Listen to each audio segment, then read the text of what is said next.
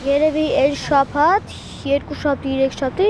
շատ գրիպ է եղել, տաքությունս էր բարձրացել, բայց հետո դզվեցի։ Սուր շնչառական վարակը դպրոցներ ու մանկապարտեզներ է մտել։ Արան լավացել, վերադարձել է դպրոց, բայց դասընկերներից շատերը դեռ ջերմում են։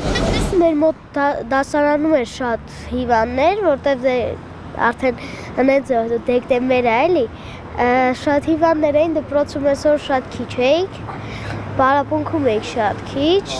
15054 աշակերտ վիրուսների պատճառով դպրոց չի գնում։ Հիվանդությունների վերահսկման և կանխարգելման կենտրոնի վերջին տվյալներն են դեկտեմբերի 5-ի դրությամբ։ Հա, մի շաբաթ հիվանդ նոր եմ եկել դպրոց։ Ես եմ մեկ լինում, կոկորդ դժվար է շնչում։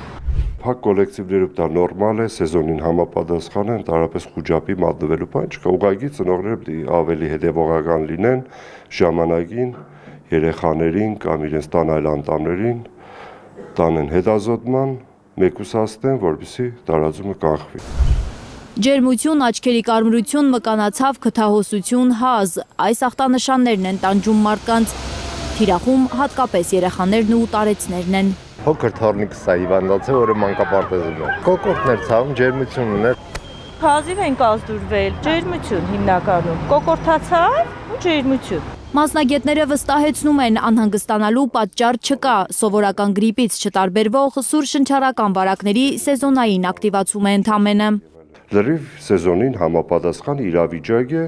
Համենայն դեպս բժիշկ Չիլինգարյանը հորդորում է դիմել բժշկի, ինքնաբուժումը կարող է լրացուցիչ խնդիրներ առաջացնել։ Հորդորում է մեր ամբողջ ժողովրդին, բոլորին ինքնագլուխ ոչ մի հագապիոցիկ չնշանակել տնային պայմաններում, ոչ միայն չի օգնում վիրուսների ժամանակ, այլև կարող է բերել լրացուցիչ խնդիրների։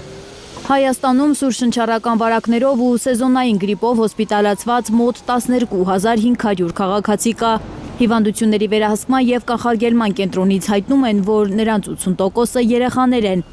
վարակակիրների մեծ մասը մինչև 14 տարեկան։ Անհրաժեշտ է արագ դիմել առաջնային պահպանության, առողջության պահպանության օղակներ, պոլիկլինիկաներ,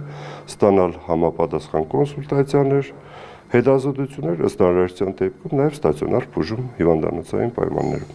Մասնագետները խորհուրդ են տալիս օդափոխել ու ախտահանել այն տարածքը, որտեղ վարակակիր կա։ Հորդորում են ռիսկային խմբերին անպայման պատվաստվել։ Աննա Գյուլնազարյան, Առաքել Օհանյան, Էլեն Յահինյան, Հայլուրի համար։